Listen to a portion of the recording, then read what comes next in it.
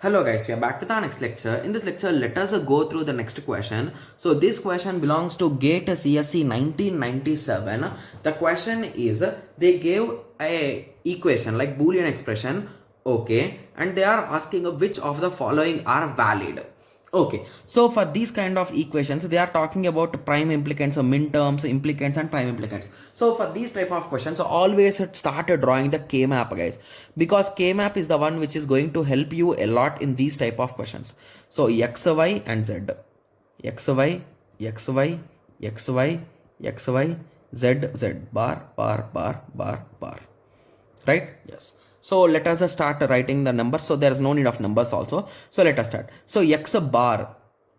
So wherever X bar is there, write once there. These four are there. So now Y bar, okay.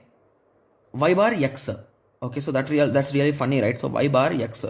Okay. So now moving on, X, Z. So X and Z. So okay, so there is only one slot which is not marked, right? Okay. So there is only one spot which is not marked. Yes.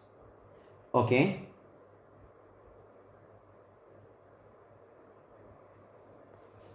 Yes. So let us start making them into pairs, guys. Okay. So the first thing which you should understand here is, so which of the following element will be having a fixed box, guys.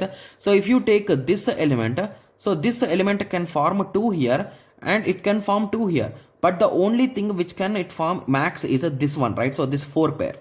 Okay. So hence this is nothing but X bar, right? Okay. So that is almost mandatory, you can say, right? Yes. Okay. So now moving on. So in simple words, you can say, you can take these 4 as a particular row, right? Yes. That is nothing but a Z, right? Yes. And similarly, to take this element, we can make this box, right? These 4 elements. So in that, which is common, guys, it is nothing but Y bar. So this is a Y bar. Okay. So these are the 3 prime implicants, you can say, right? Yes. So what is given in the question? Okay. So they are saying Y bar Z is a prime implicant. Where is a Y bar Z? So this is a Y bar Z. So they are saying these 2 elements should be combined as a single pair. I think that's wrong, because you can take the 4 pair, right? Then how come Y bar Z will be the prime implicant? So with that simple understanding, you can say that that option is absolutely wrong, right?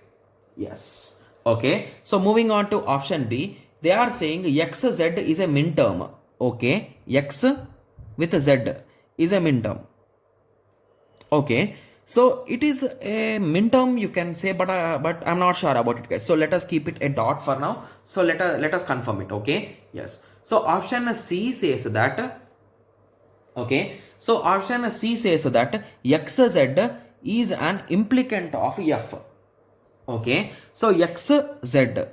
Okay. So XZ is an implicant. Okay. So rather than minterm, I think if we say implicant, this is a far better, guys, because these 2 could be made a pair, but as we are having the greater set, so you can make this 4 as a single set. So that is the reason why we avoided this implicant, right? Yes. So I think C makes more sense.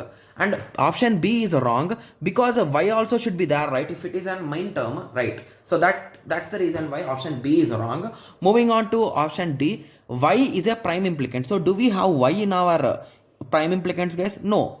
Hence this is also wrong. So option C is correct. Got it? Yes. So it's a quite easy question. The question is directly on the terminology, guys, like implicant, prime implicant, minterms. Okay. Yes. So now I hope everyone got a clear idea, right? Yes. So in simple words, implicant is nothing but the combinational pairs which you can make. Prime implicant is nothing but the maximum one, or the thing which you will mandatorily take is nothing but prime implicant. Okay. Yes. Sorry. Which you will mandatorily take is nothing but essential prime implicant. Which you will take for your requirement is nothing but the prime implicant, guys. Okay. Yes. Or in simple words, prime implicant is the superset. So basically, if you are having X in multiple boxes, so among those boxes, which maximum box you can take, so that is nothing but the implicant. Sorry, prime implicant. Got it? Yes. So I hope everyone got some basic idea with respect to this question. So in the next lecture, let us continue with the next question. Thank you. Thanks for watching. Like, share and subscribe for more awesome videos like this. Thank you.